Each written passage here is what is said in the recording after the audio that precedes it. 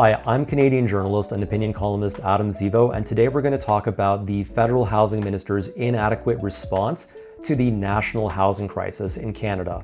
Canada's new housing minister, Greg Robertson, caused a stir this month when he claimed that housing prices don't need to fall and that the government should focus on building subsidized homes instead. His comments are economically illiterate and suggest that the Carney government isn't taking the national housing crisis seriously. Robertson said that he opposes bringing prices down because, for most Canadian families, their most valuable asset is their home. Canadian homeowners made extraordinary amounts of money by purchasing homes 10 to 30 years ago and seeing the value of their properties explode. They were able to do this mostly because government policies artificially propped up Canada's housing bubble by restricting the construction of new homes.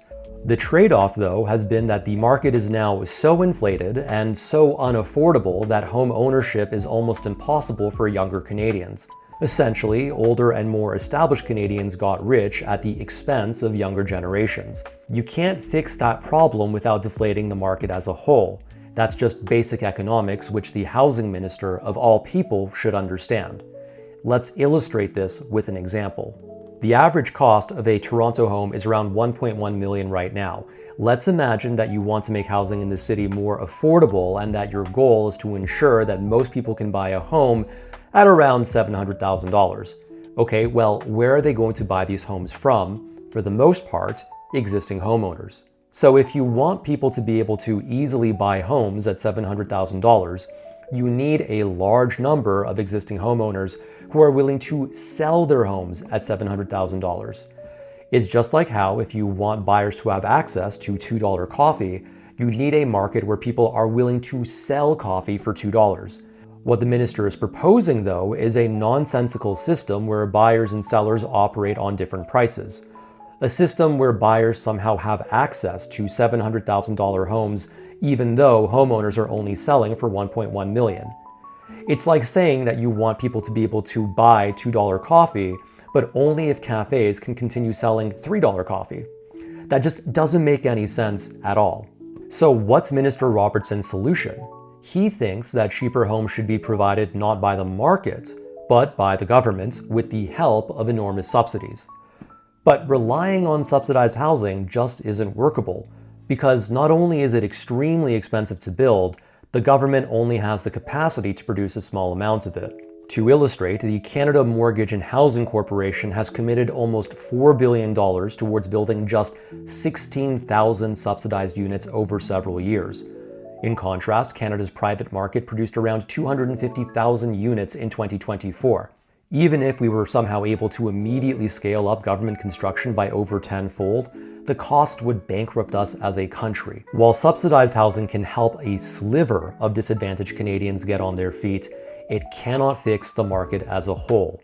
Essentially, Minister Robertson has proposed an impractical, economically illiterate solution to Canada's housing crisis. Also, that existing homeowners can profit off of a wildly inflated market at everyone else's expense.